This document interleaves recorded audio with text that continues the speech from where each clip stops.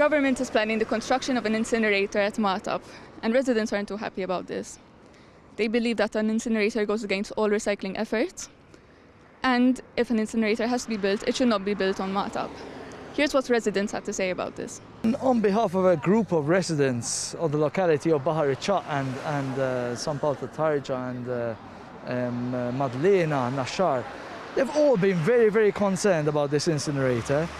Primarily, its position and its need, the use of this generator is there because we haven't managed to reach our recycling targets.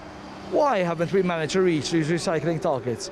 Is it the fault of the individual who hasn't chosen to recycle, or is it the fault of the institutions who have not promoted recycling enough?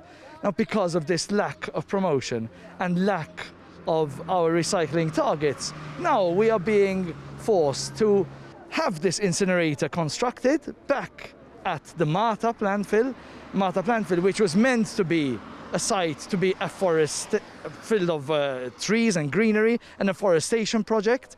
And today, instead of that, we're going to have a chimney and an incinerator.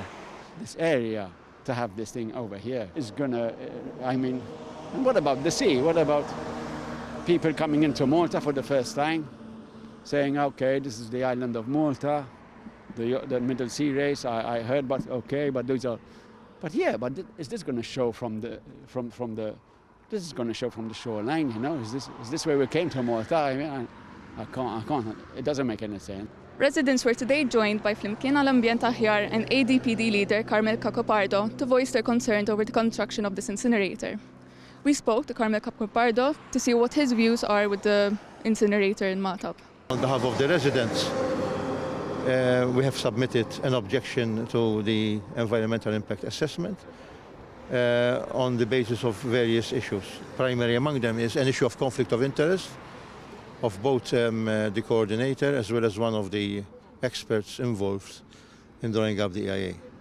Additionally, the EIA declarations are not in conformity with what is provided in the EIA regulations. Furthermore, no alternative site selection reports were published, notwithstanding that they exist.